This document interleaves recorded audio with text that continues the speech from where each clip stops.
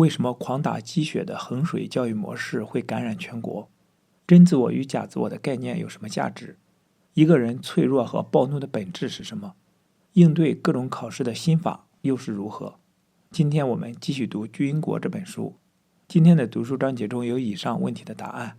今天我们读到的是卓越强迫症，不优秀不配活，分是谁的命根？脆弱的真相与高考独木桥，中国式考试的为难味儿是怎么回事？这4个专题。想听更多的内容，可以订阅我的 YouTube 频道。读完这本书之后，我还会就解读中国文化这个专题去分享更多相关的书籍。我们共同查杀掉自己头脑中的中国文化病毒，在个体层面做到文化出埃及，早日跃迁到现代文明的状态。让我们开始吧。卓越强迫症，不优秀不配活。谁制造了我们变态的应试教育体系？最初的时候，我以为是教育部门的官员。一个在教育系统工作的朋友很有感慨地说，应试教育体系的压力来自于官员想升职的动力。官员考核的凭证就是升学率，可升学率是这么个东西，你这边高了，我那边就低，所以竞争非常激烈。官员的压力给了校长，校长给了老师，老师给了孩子和家长，家长也会给孩子制造压力。听着很有道理，我觉得很令人信服。当时我还在广州日报做国际新闻，因此给一位跑教育线的记者说了这个思路，建议他可以就这个方向做一个大话题。等2005年开始做心理专栏之后，我听了家长和学生们的无数故事，开始认为家长应该承担首要责任。中国家长们对孩子的期待实在太可怕了。再过几年，我逐渐又了解到，老师们组成的学校系统也是变态的存在，他们导致小学1年级学生的学习压力都要胜过上班族，而且还有各种方式控制着家长，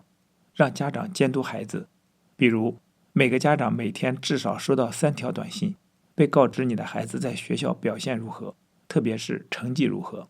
再以后咨询做久了，就发现大多数来访者心里面都有这么一个声音，必须追求出色。一位集美貌、学历和富有家庭于一身的女孩说，没有才华都不配活在这个世界上。这些信息综合在一起，就可以说这是我们的集体之心，我们共同制造了应试教育体系这个怪物。不优秀不配活，但是只有优秀，那又会如何？2016年3月，网上出现2个热点事件。第一个事件，自称北京大学毕业的一位母亲为女儿安排了变态的作息制度，从早上5点起床到晚上11点睡觉，都安排得满满的，简直要将女儿的所有时间都压榨出来，让女儿追求优秀。第二个事件，被称为雨神的北京大学优秀学生吴谢宇杀母。他于2015年7月在家里将母亲杀掉，然后用干燥剂和塑料薄膜将母亲裹了几层，最终变成了干尸。更变态的是，他在家里安装了摄像头，可以通过手机监控。这2个故事结合在一起，会有十足的讽刺意味。前面的妈妈如同一个变态控制狂，要把女儿的时间都控制在自己手里，这其实是全能自恋的一种常见表现，让另一个人完全按照自己的设想去活，目的是培养出一个完美的孩子来。吴谢宇就是一个完美的孩子。据他中学和大学的同学说，成绩一直非常优秀，同学们都觉得他可望不可及。GRE 成绩在全世界排到了前5%，智商也极高，到现在还没有抓到他，而且总是乐于助人，谈笑风生，阳光灿烂。但他看起来有多完美，内心就有多变态。补充信息：2019年4月20日，警方在重庆江北国际机场抓获吴谢宇。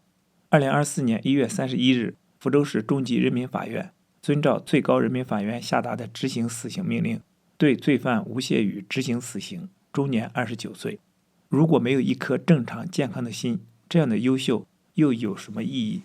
这2起新闻让我想起了多年前发生在广州的一起人伦惨剧。男大学生董基军将父亲杀害，而董基军也极力追求卓越。当因为这些和父亲发生争执时，他选择了杀父。吴谢宇杀母，董基军杀父，这样的极端案件都在警醒我们，不要做像患了卓越强迫症一样的父母，变态地逼迫孩子追求卓越。孩子首先需要成为一个有人性的人，而不是异化成一个不优秀不配活的怪物。可是优秀、有才华、卓越，这些不都是非常好的东西吗？为什么这些故事中都透露着变态的味道？我们可以讲一个关于婴儿的故事，这可以让我们更好地理解卓越强迫症是怎么形成的。我的一位女性来访者，她的妹妹和她丈夫的妹妹差不多同时各自生了一个男孩。她观察到2个新妈妈对待自己几个月大的孩子有着截然不同的态度。她的妹妹对孩子总是一副爱答不理的样子，孩子也总是哭，但一般的哭声都不能让妈妈关注她，除非哭得歇斯底里，甚至上气不接下气，妈妈才会过来看看她到底怎么了，并且在照料孩子的时候总带着明显的不耐烦。我的这位来访者就这一点和妹妹谈过多次，并送过妹妹关于育儿方面的书，妹妹也说想改，但一直都没改。丈夫的妹妹对孩子完全相反，她对孩子的需求非常敏感，孩子的吃喝拉撒睡玩都会得到及时的回应与满足。面对2个妹妹的不同养育方式，这位来访者出现了奇怪的矛盾态度。她是爱与自由养育的拥护者，所以理智上会认同丈夫的妹妹的养育方式，反对自己妹妹的养育方式，但感受上她却常常对丈夫妹妹充满愤怒。为什么会愤怒？你的愤怒是什么？我问她。她说，一是嫉妒，嫉妒丈夫的妹妹是一个更好的母亲，也嫉妒小侄儿可以得到这么好的照顾，而且觉得这太小题大做了吧，干嘛要那么在乎一个小婴儿的事情。她自己继续反思说，以她的了解，2个妹妹都自动重复了各自母亲养育她们的方式。她的妈妈就是隔离的、冷漠的，不太会关注孩子的需求，关注到了也常常像刻意不满足似的，并且她有很深的记忆，小时候歇斯底里的哭，妈妈会非常不耐烦，偶尔会满足她，但多数时候会训斥她，甚至会叫来爸爸揍她一顿。她的婆婆则是热情的、温暖的，对自己儿子、儿媳、女儿和孙子、外孙等等都非常用心，会把所有人的需求记在心上，而且是自然而然的。这2种养育方式会导致什么样的结果？我们前面说过，婴儿都是全能自恋的，但如果得到了很好的照料，他的全能自恋得到满足的同时，能量也会被人性化，并从孤独的全能自恋进入到真实的关系中，愿意承认自己的无助，而去依恋妈妈，并且特别重要的一点是，他会享受平时真实的生活。既然他的吃喝拉撒睡玩的需求能得到妈妈的照料，那意味着他可以在这种时候和妈妈建立链接关系，于是他会知道他的需求都是对的，都可以自如地展现在关系中。相反，假如孩子的这些正常需求大多没有得到满足，那么孩子就会觉得他的需求是不应该存在的，如果存在也是一种羞耻，应该被谴责和压抑。更为重要的是，他建立关系的努力失败了，于是他会退行到他孤独的全能自恋中。他会想，日常生活是不重要的，而全能自恋才是重要的。如果我是全能的，就可以控制自己的生活；如果我是完美的，别人就会喜欢我。卓越强迫症，不优秀不配活，就是这样发展而来的。小婴儿和妈妈建立关系的尝试失败了，转而退行到全能自恋中去安慰自己。中国人多数患有卓越强迫症，那就意味着中国人多数在婴儿早期，也就是6个月之前得到的照料基本上是失败的。这样说会刺伤很多妈妈、祖母和外祖母，但有2点可以支持我的这个论断。第一，很多人持有这个观点，孩子在3岁之前什么都记不住，你怎么样对待他都行。第二，1岁前的孩子基本都不会说话，特别是6个月之前，处于共生期的孩子更不会说话。那么，整天奉行听话教育的养育者们，你们能否懂得自己不会说话的小婴儿在说什么？我见过大量的个案显示，面对1岁前无助的不会说话的婴儿，很多母亲手足无措，他们根本不知道孩子在表达什么，特别是孩子为什么会哭。本来中国式教育就是在力主让孩子听父母的话，这意味着在我们的教育中，整体上不以孩子为中心，所以缺乏意识去聆听孩子的声音。当然，这也可能是因为家长们的聆听能力太差了，特别是面对不会说话的孩子，更没有办法。总之，假如小婴儿没被照顾好，那就必然意味着小婴儿和妈妈建立关系的努力失败了，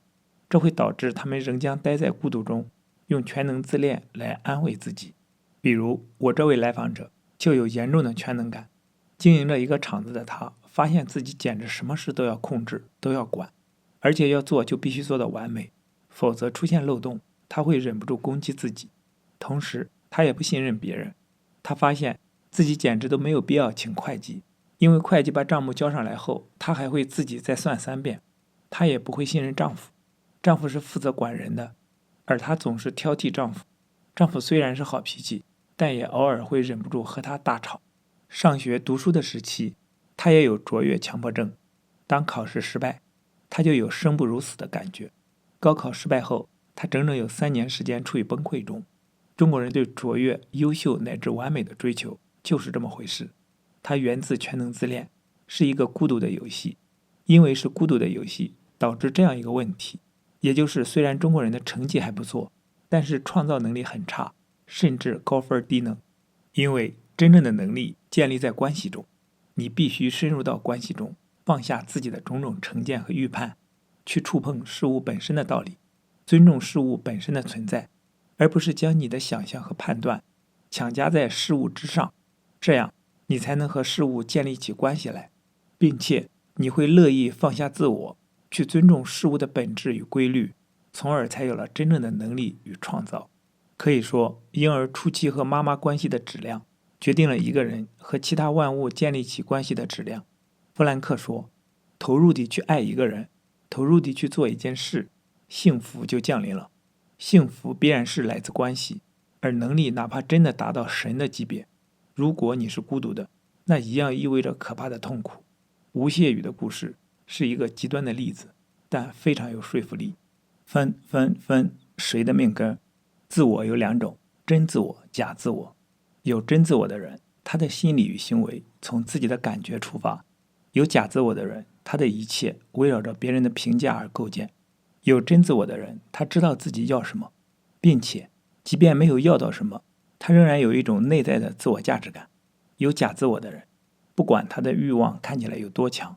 其实不知道自己要什么，他要的是别人都要的，只是他希望自己要的更多更好。若实现了，他就觉得自己有高自我价值感；若不能实现，他的自我价值感就崩溃了。一个社会中，如果无数人有真自我，他们的行为都是从自己的感觉出发，而每个人的感觉势必千差万别，于是行为也就千差万别。于是就有了哲学家罗素所说的那种境界，须知多元化乃是幸福的本源。中国文化大批量地生产假自我，所以绝大多数中国人的心理行为都不是从自己的感觉出发的，相反，他们要大家都要的，并期待自己要到更好的。于是这就形成了高考独木桥。高考表面上严重影响着考生的未来，但更根本上决定着孩子一个的自我价值感和一个家庭的面子。面子也就是我们在别人眼中的价值感，这一点是更为深刻的存在。我听了成千上万的故事，很惊讶地发现，在中国无论什么样的家庭都对孩子的考试成绩特别在意，即便做父母的自己都是高考失败者，但通过其他的路取得了极大的成功，仍然特别在意孩子的考试成绩，并且哪怕父母以新意识自居，理智上说自己不在意孩子的学习成绩，但事到临头，他们还是会发现自己严重地被孩子的学习成绩牵扯。去年4月底，参加高中同学毕业20周年聚会，和2个同学深聊。我们高中是省重点高中，而我们3个都是重点大学毕业。他们2个对我说，意识上真的是希望孩子快乐就好了，但是就是对孩子的学习成绩很在乎，一看到孩子的好成绩就开心，一看到坏成绩就难受。孩子的学习成绩带来的开心与难受的程度胜过了其他一切事情。为什么会这样？他们也不理解。但聊着聊着，事情逐渐清晰了。他们的事业都发展得不错，家庭也和睦，自己的人生也没有什么好追求的了，就这样了。但孩子的成长却有着无限的空间，所以将目光盯住了孩子的学习成绩上。而孩子的学习成绩是对于追求与成长的最佳评价标准。于是孩子的学习成绩不可避免地成了那迟滞的人生里最在乎的点。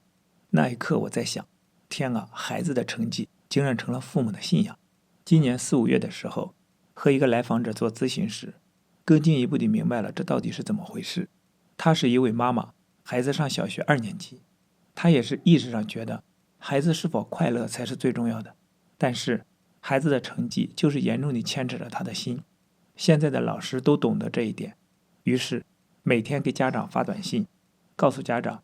你的孩子表现如何，成绩如何，成了全国范围内的普遍做法。有一次，他收到老师孩子的一个短信，短信里说你的孩子这次考了95分，而全班平均成绩是97点几分，你的孩子倒数多少名？看到短信的那一刹那，他第一时间生出羞耻感，但只是一闪现，然后转化成对孩子的气。他问孩子是怎么回事，孩子说我有点马虎。马虎这个词让他更生气，于是他对孩子发了一通脾气。分数对你来说意味着什么？会让你想到什么？我问他，他脱口而出说成绩好，一切都好。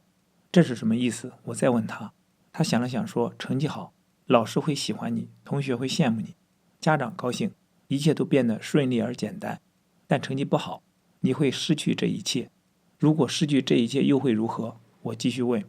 他说那可太可怕了。我一次数学成绩考了30几分，立刻就想到了死，甚至还有了生不如死的感觉。这段对话让我明白，他的自我也是经典的假自我。他的自我价值感构建在外界评价之上。学习时，成绩就是评价他的自我价值标准；工作后，这个标准就变成了成就、收入与社会地位，并且工作后的标准虽然也就那么几个，但不容易简单量化，而且多少是多元化的。但学习时，尽管我们说德智体美劳，但实际上只有分数才是可量化的指标，才是最显而易见的评价标准，所以它成了绝对的压倒性的标杆。世上必然有无数条道路，但我们的应试教育体系弄成了只有高考独木桥一条路可走。这并不是客观事实的呈现，而普遍是由我们假自我的集体之心所创造出来的。我的新浪邮箱收到了几万封信，其中约1/3是中学生。咨询中也遇到不少考生，我发现他们的痛苦中位列第一位的绝不是高考成绩，而是高考失败后不知道如何去面对父母、家人、老师、同学和朋友。他们觉得自己已没有脸见人。最严重的，高考失败直接就撕裂了他们的自我，干脆从此闭门不出，躲在家里，而且一定是一个小房间的世界里。这根本不是客观事实上的失败，而是他们以成绩或别人评价为核心的假自我破碎了。若家里有失败考生，希望做父母的意识到这一点，相信你们也会觉得面子上过不去。但请不要再将你们的挫败感传递给孩子，这个时候要理解与接纳孩子，并告诉孩子，真是抱歉，过去我们让你形成了考试成绩就是一切的心理，现在我们看看怎样可以破了这种心理，并且我们真心希望和你一起去发现快乐才是重要的。脆弱的真相与高考独木桥。如果你在人际交往中非常脆弱，那么仔细观察你自己，都会发现隐藏着这种逻辑。第一，我对你表达了一份渴望，如果你满足了我的渴望，这很好。第二，如果没有满足，我的渴望立即就变成了暴怒。第三，暴怒向外表达，就变成了显而易见的破坏力，也就是坏脾气。第四，作为脆弱的人，我不敢向外对你表达我的暴怒，于是暴怒的能量变成向内攻击自己，看你这个傻逼，怎么这么不要脸。所以暴怒，准确说是自恋性暴怒，才是脆弱的真实表达。自恋也就是世界按照我的意愿运转，否则我会暴怒。暴怒指向外界，就变成了坏脾气，向内就变成了对自己的破坏，也就是脆弱。一位女性来访者，当她做碰触你内在的婴儿的练习时，看到了一个被割了很多伤口、鲜血淋漓的婴儿。相应地，在现实生活中，他是一个很脆弱的人。脆弱的人看起来是好脾气，就是太脆弱而已。但其实他们和坏脾气的人的内在逻辑是一样的。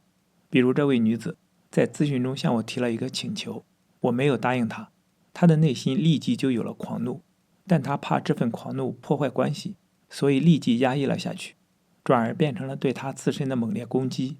她开始恨自己，为什么要向我提这份请求？她从记事起，要么是孤独没人理，要么是被大人训斥，就像被砍了一刀似的。但比这个更多的是他向外界发出请求，但没人回应，这些请求的能量都变成了暴怒，转过来自我攻击，所以他感觉满身都是伤口，从小到大都孤独的人，都是内在伤痕满满。可以说，暴怒的人和脆弱的人都是一根筋，他们发出渴望时的能量只能走独木桥，被实现，这时就体验到了生命；被拒绝，这时就变成了死亡的能量，即破坏欲，也就是破坏欲或毁灭欲，也就是世界必须按照我的意愿运转，否则去死。我们的高考独木桥也来自这份焦虑，我或者我的孩子付出了努力，就必须得有效果，最好是上清华北大，否则就有毁灭欲，也就是死亡能量出来。但高考失败看起来主要是考生自己的事，没有一个明显的敌人可以去恨去攻击，毁灭欲难以向外，只好反过来攻击自身。高考失败后的自我憎恶乃至自杀，大多是因为这样。很多父母虽然意识上知道孩子高考失败需要安抚，但他们做不到，就是控制不住地要攻击孩子，也是因为他们安抚不了自己的毁灭欲。想毁灭自己的考生，想毁灭孩子的父母，都是巨婴。婴儿的世界一发出需求，就渴求立即实现，否则就失控，并体验到彻底的无助。好在婴儿的主要需求就是吃喝拉撒睡玩，如果有一个敏感的好妈妈及时回应婴儿，那么婴儿可以得到基本的满足。但大孩子以及成年人，任何重大需要的满足其实都需要时间、空间以及努力才能完成。如果一个人逐渐体验到他的世界基本是可以掌控的，愿望基本是可以实现的，那就意味着他的生的本能战胜了死的本能。脆弱的人和暴怒的人，他们的世界都是缺乏这种基本掌控感的。他们的渴望一旦得不到回应，代表生能量的渴望都会变成代表死能量的绝望与暴怒。他们没法安抚这份死能量。一位男士想达到某个目标，失败绝望之际，他感觉周围的世界有一道铜墙铁壁在阻拦他，且铜墙铁壁后有一个恶意的力量，也就是死神在和他作对。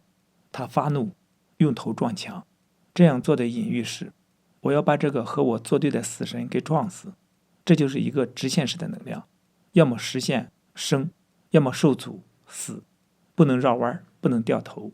但是有一次他撞墙时大哭，哭泣中他突然明白，他可以绕过这个墙，用其他办法实现他的目标，只是需要多一些时间，多一些努力。从此以后，他的这份暴怒与自伤就好了很多，并且这份暴怒中藏着的能量因此理顺后，变成了极其饱满的热情。对于中国人而言，高考独木桥也是如此。过去城乡差距如天堑，且绝大多数资源都控制在城镇户口所代表的体系内，所以高考真的如独木桥一般，过了，有了城镇户口，就像鲤鱼跳龙门；没过，还是农村户口，就很惨。对于农村户口的孩子而言，高考真的是生死之门。相应地，虽然城市户口的孩子出路会广一些，但文凭也仍然是僵化体系的一个重要证明，所以高考也仍然很重要。现在我们的社会丰富程度还不够，但已经不再是高考独木桥，有很多条大路可以走。如果高考落榜，那么真可以看看你还可以走什么路。延迟满足的关键不是父母非要给孩子制造挫折，而是孩子自己明白，只要他持续努力与付出，世界就会回应他。他不可能事事顺心，但世界基本上有一个规律在，这就是努力不会错。最初婴儿都活在全能自恋中，觉得世界和自己是一体的，所以一发出渴望，世界就必须立即满足自己，否则生能量就变成了死能量，渴望就变成了绝望与暴怒。成年人则知道，多付出努力就可能会有效果，你持续地发出声音，世界回应你的可能性就更大。当然，有些努力会面临败局，也就是不管你怎么努力，你的一个具体意志看起来就是不能实现了。这时候你需要承认这一点，放下执着，收回你在这个具体意志上的能量，转而将这份能量投注到其他事情上。所以巨婴做事经常是只能过一招，败了就不行了。成熟的人做事则可以连续过很多招，因为他懂得持续努力的价值。中国式考试的为难味道是怎么回事？考试是一个隐喻，你要伸展自己，是否被允许伸展，伸展到什么样的标准才会被认为配活着？考官则有两种，绝对否定性的死神和相反的生命之神。如果你潜意识中觉得考官是前者，那么任何考试对你可能都会变得极为艰难。如果是后者，那么考试就会变得容易很多。考试也就只是对你能力伸展程度的一个检验。中国式考官还不是绝对否定性的，而是绝对禁止性的。中国式考官设立了标准，该标准喜怒无常，不可揣度，它就是来为难人的，为了传递权力感，也就是一切都是我说了算，你必须围绕着我的意志转。你的能力，也就是你在某方面的伸展程度毫无意义，我也毫不关心。比如就一些犄角旮旯中并不能证明对该学科掌握程度的知识点进行出题和考试。我是1992年参加的高考，那几年的政治题目中，多项选择题是让我们充满畏惧的部分，错一半甚至更多，也是极为常见的。结果是满分100，我考了83分，就已经是我所在的省重点高中8个班级中的年级第1名了。我是经过顿悟才解决了多项选择题的困难的。我发现自己对考试有了抵触，因为无形中将考官放到了敌人的位置上，而将自己放到了脆弱的被审判的位置上，对考官真的是敌意满满。觉知到这一点之后，我问自己，干嘛要把考官和自己放在敌对的位置上呢？这种敌对的态度会有什么好处吗？我要放下这份敌意。